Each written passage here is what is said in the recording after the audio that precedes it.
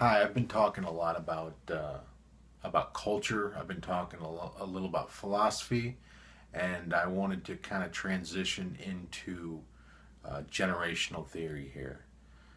This is where I know I kind of talked about the art and science of philosophy, the the positivist understanding of the philosophy of science. This is more the critical theory end of philosophy. So I'm going to start here at the beginning. Um, Cyclical theory begins in in prehistory. So uh, we as a human being would have lived in some time where there were no maps, no clocks, of course, no books or no real understanding of what we understand to be technology. So our cosmology, as it would be called, would have been completely different of the way we see the heavens and the earth. So God would have been found clearly in nature itself. So the natural world was God, mythologically speaking. Um, our only basis of knowledge would have been our direct experience that we've had, of course, because there was no science to speak of, and our method of learning would have been mythology, um, as told by our ancestors, right? So that's how we learned is from the older generations. It's for the most part it's still true today for a lot of things. Um, but so we would have been potentially a hunter gatherer moving about the world slowly, um, not seeing much of the world, not living very long, right? So when your wayfinding skills and your cosmology of the Earth is obviously would have been a lot different. So you're more in tune with the natural cycles of the Earth, right? So there's cycles and there's rhythms that are present in in your life and in your experience on a daily basis that you may not be as attuned to as a modern human being, right? Um, so potentially this is a time where there's pre-language, um, symbols, mythology in the form of symbols, the Ouroboros, the snake eating its own tail. Sometimes it's a dragon. You've seen it's a circle and there's a snake and it eats its own tail. So that would have been a very powerful symbol to represent the consciousness and existence of life, where humanity by killing essentially his equal, um, the would have had to you know pay alms to the essentially his equals that he's killing and eating. So that's sort of born the ritual of of ancient humankind. Um, so we really start to think about this circle of life, because we're just that close to it. So it's a really the mystical nature is cyclical, right? Um, Rhythms of the past were really in tune to understanding that what happens is going to reoccur, right?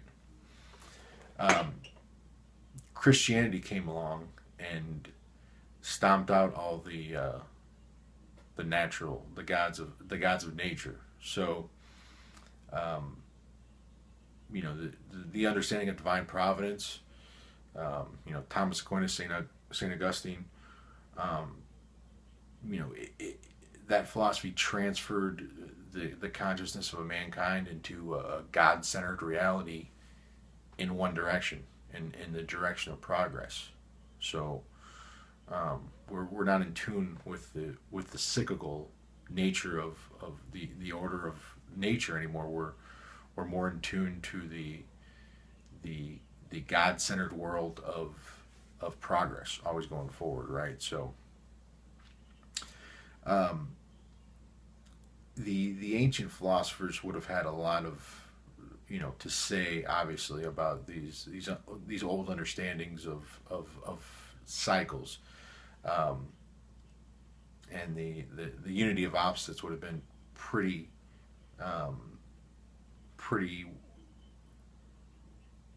accepted worldwide. For instance, the yin and yang represented in Eastern culture is the unity of opposites, or it would have been Heraclitus in Greek philosophy, who would have talked about the unity of opposites and the understanding of flux, the flux doctrine, he called it.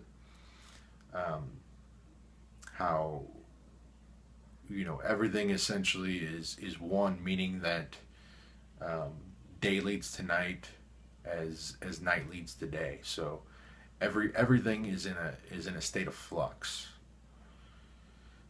That's the westernized version of this, the ancient version of this Western idea. So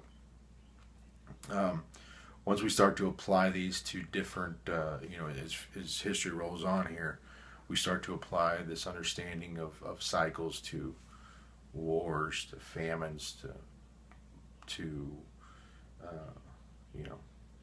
kingdoms, to democracies, to anything that could be studied, and especially when you get into the social sciences, we start to talk about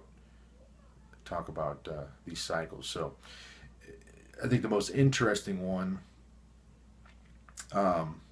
is once we get into the 20th century, obviously, is the understanding of generational cyclical theory by Strauss and Howe. I think they wrote the book in the early 90s, I believe, and they talked about the 4 archetypes of generations. So this idea that there are patterns of generations that repeat themselves in an 80-year continuum. So the ancient Greeks called one human lifespan a saeculum, because it was sort of a rebirth. That was their cycle, because of course if somebody lives 80 years roughly, that's a long time, especially that long ago, and that would have completed the cycle, because nobody was alive to remember the reasons why things were the way they were at the beginning of that cycle, right? So there's no first-hand knowledge. So and if we understand that a generation is roughly every 20 years, we can almost naturally assume that there's going to be 4 periods that make up that one saeculum. And what Strauss and Howe did was they identified these 4 archetypes, and by archetype I mean, a set of values, because we're talking about humans here, that recur exactly because of the conditions of the former. So they call the Millennial Generation, which also happens to be the GI generation. They're the same. They're the same archetypal generation. They call them a civic generation. So the reason why they're called civic is they're usually come of age during times of a crisis. So 80 years ago would have been roughly the time of the Great Depression and World War II. 80 years before that would have been the Civil War, and roughly 8 years before that would have been the American Revolution.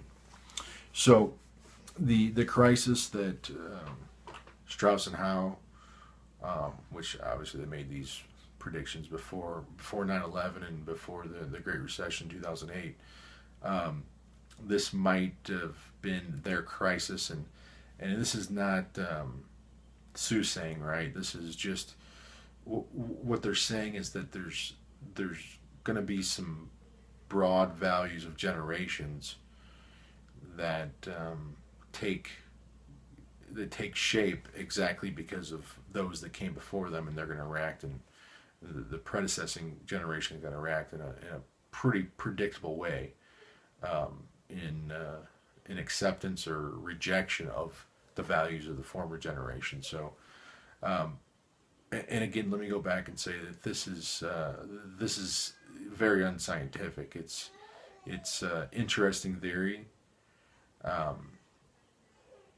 but we can begin to form some sort of